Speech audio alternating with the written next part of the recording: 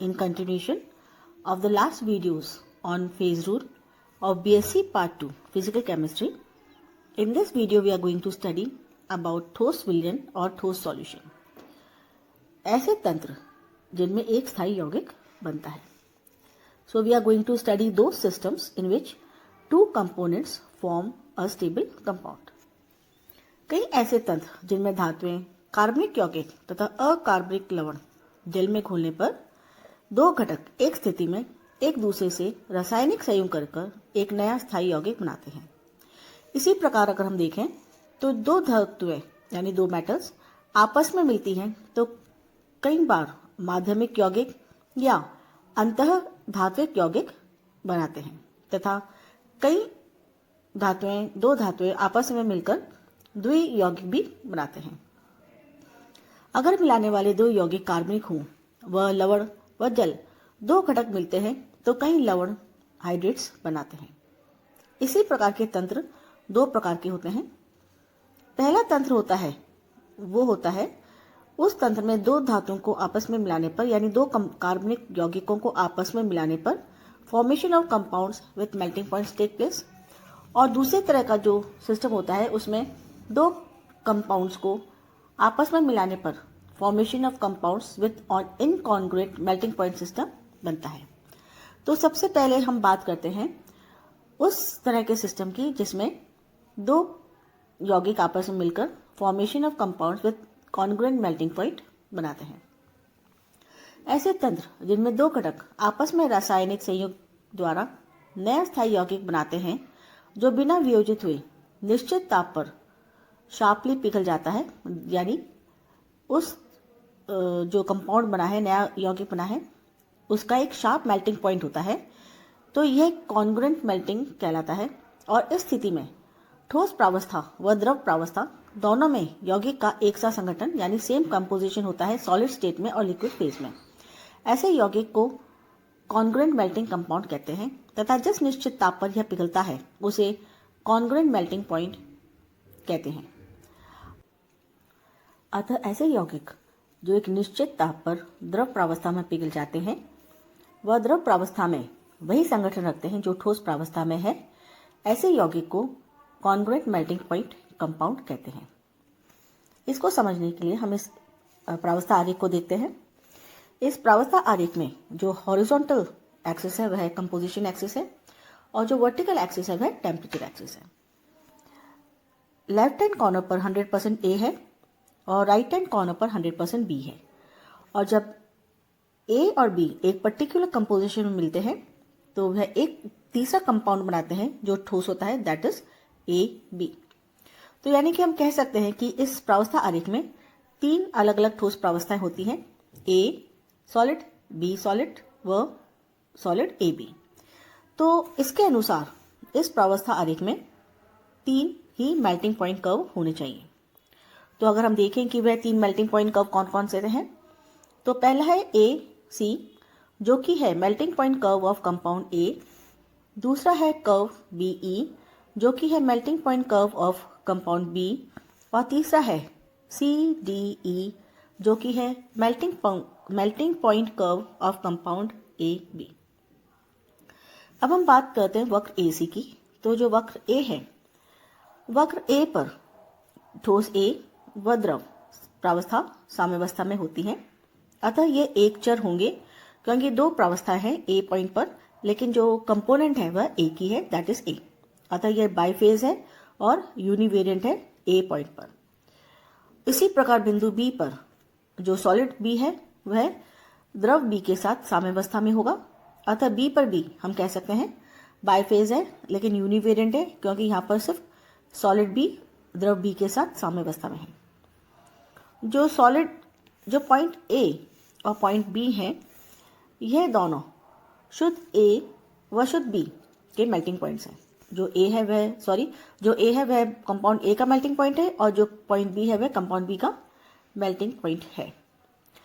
जो वक्र का उच्चतम बिंदु डी है, यहाँ पर हम देखते हैं ये बिंदु डी है, यह यौगिक ए बी का कॉन्ग्रुएंट मेल्टिंग पॉइंट है क्योंकि इस बिंदु पर यानी डी बिंदु पर ठोस तथा द्रव प्रावस्था एक साथ संगठन रखते हैं जो कि ए बी है. अतः इस तापक्रम पर जो द्विघटक तंत्र है वह एक घटक तंत्र में परिवर्तित हो जाता है, क्योंकि दोनों ठोस व द्रव प्रावस्था एक ही यौगिक AB का कंपोजिशन रखते हैं। अतः प्रावस्था के नियम के अनुसार D एक नॉन वेरिएंट बिंदु है, यानी जीरो वेरिएंट, इसकी डिग्री ऑफ फ्रीडम 0 है, अर्थात जो D है वह एक निश्चित तापक्रम प्रदर्शित करता है। इसका मतलब ये हुआ कि D पॉइंट पर अगर हम तापक्रम को जरा सा भी चेंज करते हैं तो हमारा जो सिस्टम है वह या तो लेफ्ट साइड मूव कर जाएगा या राइट साइड मूव कर जाएगा, और इस पर्टिकुलर पॉइंट पर ही, इस पर्टिकुलर टेम्परेचर पर ही यह D पॉइंट एग्जिस्ट करता है। इस आरेख में जो कि हम देख रहे हैं, इसमें जो तापक्रम है D वह A व B ठोस के गलन ताप से कम है, यानी यह प्योर A के मेल्टिंग पॉइंट से कम है लेकिन B पॉइंट के मेल्टिंग पॉइंट से ज़्यादा है। जबकि दूसरे जो प्रावस्था होती हैं, जो दूसरे कंपाउंड्स के जो आरेख होते हैं, उनमें इस कंपाउंड का जो मेल्टिंग पॉइंट होता है वह या तो कंपाउंड A और कंपाउंड B दोनों से ज़्यादा हो सकता है, कंपाउंड A और कंपाउंड B दोनों के मेल्टिंग पॉइंट से कम हो सकता है, या फिर इस प्रकार जैसा कि हम इस आरेख में देख रहे हैं, कंपाउंड A व कंपाउंड B दोनों के मेल्टिंग पॉइंट के बीच में हो सकता है। इस प्रावस्था आरेख में अगर हम दो पॉइंट्स की बात करें, पॉइंट C और E, तो हम देखते हैं कि जो पॉइंट C है उस पर सॉलिड A, सॉलिड AB और द्रव, ये तीनों प्रावस्थाएं साम्यावस्था में होती हैं, अतः यह जीरो वेरिएंट पॉइंट है।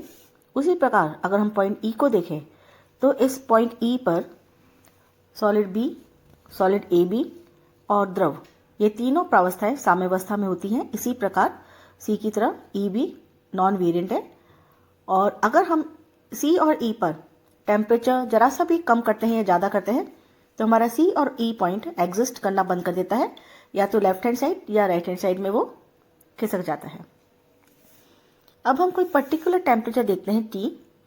इस T पर अगर हम सॉलिड D का कंपोजिशन देखें तो यहाँ X पर जो पॉइंट है वो ठोस AB और लिक्विड AB के साथ साम्यावस्था में है, और अगर हम X प्राइम देखें तो इस X प्राइम पर भी जो ठोस AB है वह X प्राइम AB के साथ प्रावस्था में है, लेकिन जो X पर द्रव का संघटन है वह अलग है और X प्राइम का जो संघटन है वह अलग है। तो हम कह सकते हैं कि जो AB है वह एक ही तापक्रम T पर दो सॉल्युबिलिटी प्रदर्शित करता है। अब अगर हम एक लाइन खींचते हैं D पॉइंट से, वर्टिकल लाइन D से D प्राइम तक, तो हम देखते हैं कि जो हमारा प्रावस्था आरेख है वह दो भाग में डिवाइडेड हो जाता है, लेफ्ट हैंड साइड और right hand side. Left hand side को अगर हम स्टडी करते हैं तो हमें इसमें दो कर्व्स दिखते हैं, AC और CD, जबकि अगर हम राइट हैंड साइड का जो सेक्शन है इसको स्टडी करते हैं तो इस सेक्शन में भी हमें दो कर्व्स मिलते हैं, DE और EB। तो अगर हम इस लेफ्ट सेक्शन की कंपैरिजन करें तो हम देखते हैं कि ये जो प्रावस्था आरेख हमें प्राप्त हुआ है वह आइडेंटिकल लेड सिल्वर और कैडमियम बिस्मथ के आरेख के बराबर है, और जो राइट हैंड साइड का आरेख है वह भी आइडेंटिकल लेड सिल्वर और कैडमियम बिस्मथ के आरेख के बराबर है। और उसी बेसिस पर हम इस सेक्शन को एक्सप्रेस कर सकते हैं, और कैडमियम बिस्मथ और सिल्वर लेड की प्रावस्था आरेख का इस्तेमाल करते हुए जो हमने व्याख्या कैडमियम बिस्मथ और लेड सिल्वर के सिस्टम में की थी, उसी प्रकार की व्याख्या करके हम इन दोनों सेक्शंस को अलग अलग रूप से इनकी व्याख्या कर सकते हैं। और अगर हम इन दोनों लेफ्ट हैंड सेक्शन और राइट हैंड सेक्शन में इफेक्ट ऑफ टेम्परेचर देखते हैं या इफेक्ट ऑफ कंपोजिशन देखते हैं, यानी जैसे अगर हम A में B ऐड करते हैं या B में अगर हम A ऐड करते हैं या टेम्परेचर हम बढ़ाते हैं या घटाते हैं, तो ये दोनों जो व्याख्या है टेम्परेचर इफेक्ट और कंपोजिशन इफेक्ट, A सेक्शन के लिए अलग से हम कर सकते हैं, B सेक्शन के लिए हम अलग से कर सकते हैं, बिल्कुल ही जैसे कि हमने सिल्वर लेड और कैडमियम बिस्मथ के लिए किया था। अब हम एक स्पेसिफिक सिस्टम की बात करते हैं, ऐसा system in which two components they form a stable compound. और जो एग्जाम्पल हमने लिया है वो है मैग्नीशियम जिंक सिस्टम। इस तंत्र में यानी मैग्नीशियम जिंक सिस्टम में कॉन्ग्रुएंट मेल्टिंग पॉइंट रखने वाला जो यौगिक बनता है उसका जो कंपोजिशन है वो है MgZn2। शुद्ध जिंक का जो गलन है, मेल्टिंग पॉइंट है, वो है 420 डिग्री सेंटीग्रेड A पॉइंट पर, और B पॉइंट पर शुद्ध मैग्नीशियम का मेल्टिंग पॉइंट है जो कि है 650 डिग्री सेंटीग्रेड। तथा इन दोनों की स्पेसिफिक कंपोजिशन से जो कंपाउंड बना है MgZn2 उसका मेल्टिंग पॉइंट है D पॉइंट पर जो कि है 590 डिग्री सेंटीग्रेड। और ये जो D का मेल्टिंग पॉइंट है यह मैग्नीशियम और जिंक दोनों के जो मेल्टिंग पॉइंट है उन दोनों के बीच में है।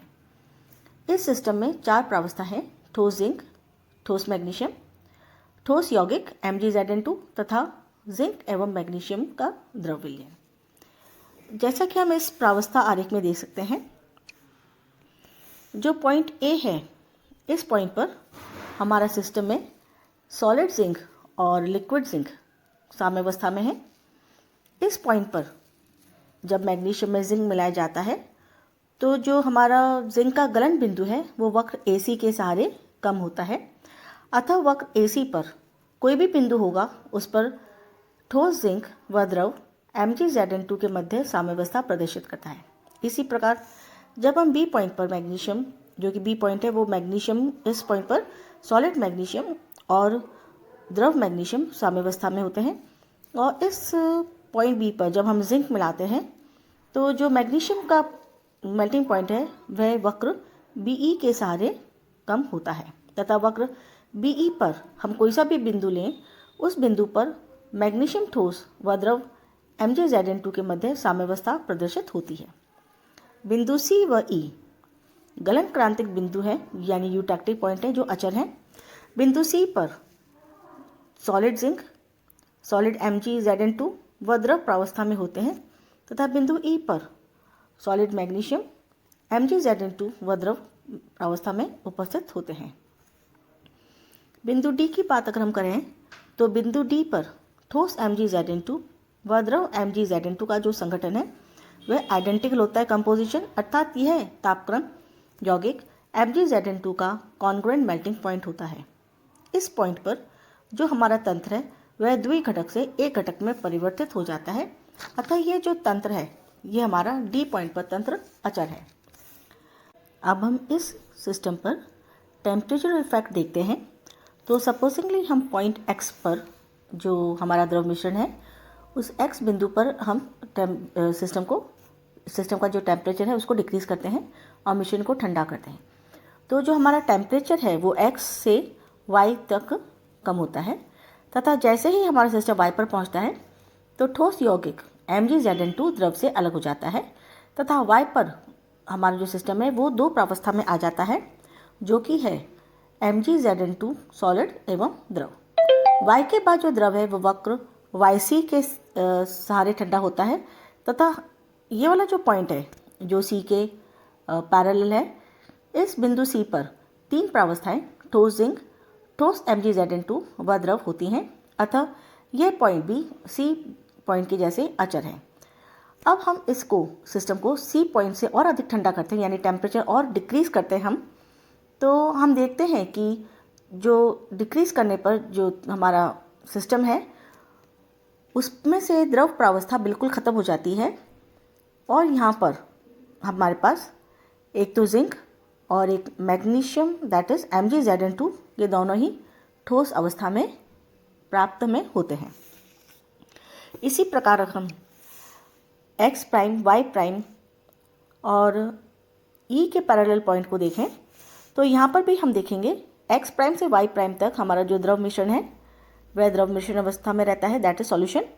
Y पर जो MgZn2 है वह सेपरेट आउट होने लगता है, और E के पैरेलल जब हमारा पॉइंट पहुँचता है तो हमारा जो सिस्टम है वह 3 फेजेस शो करता है: सॉलिड मैग्नीशियम, सॉलिड MgZn2 और द्रव प्रावस्था दैट इज जिसमें MgZn2 का द्रव विलयन है।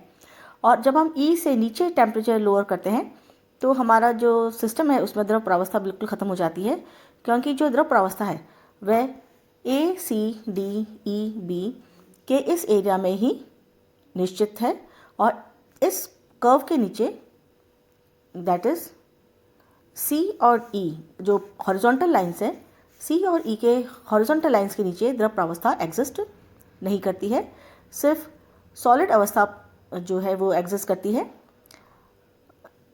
लेफ्ट हैंड साइड पर सॉलिड मैग्नीशियम, सॉलिड जिंक और MgZn2 एग्जिस्ट करती थी। जो हमारा लेफ्ट सेक्शन है इसमें zinc solid plus MgZn2 solid exist करता है, जबकि राइट सेक्शन में Mg solid plus MgZn2 solid exist करता है। अब अगर हम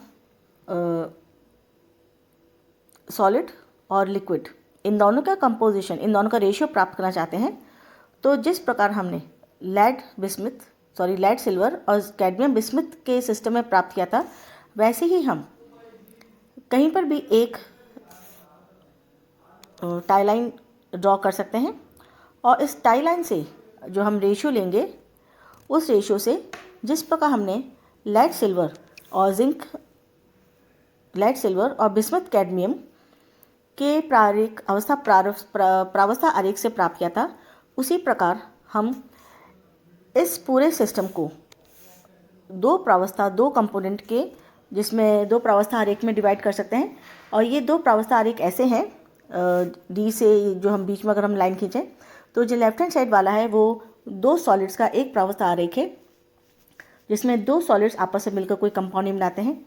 उसी प्रकार राइट हैंड साइड वाला जो सेक्शन है यह भी दो सॉलिड्स के प्रावस्था आरेख के समान है, उस प्रावस्था आरेख के समान जिसमें दो सॉलिड्स मिलकर कोई कंपाउंड नहीं बनाते हैं, कोई कंपोजिशन चाहे उनका कुछ भी हो, कंपोजिशन 0 से लेकर 99 तक कुछ भी कंपोजिशन हो सकता है, लेकिन वो दोनों मिलकर आपस में एक नया यौगिक नहीं बनाते हैं। जिस प्रकार हमने सिल्वर लेड और बिस्मथ कैडमियम में देखा था, उसके बेसिस पर हम टाई लाइन खींचकर solid zinc left hand side में टाई लाइन खींचकर और राइट साइड में टाई लाइन खींचकर हम सॉलिड मैग्नीशियम और जो द्रव है उसका रेशियो प्राप्त कर सकते हैं। और जब अगर हम यहाँ टाई लाइन खींचेंगे तो हमें जब हम यहाँ टाई लाइन खींचेंगे तो हमें सॉलिड MgZn2 और द्रव का रेशियो प्राप्त हो जाएगा। और यहाँ पर भी अगर हम टाई लाइन खींचेंगे तो यहाँ पर भी हमें जो रेशियो प्राप्त होगा वह सॉलिड MgZn2 व द्रव का ही होगा।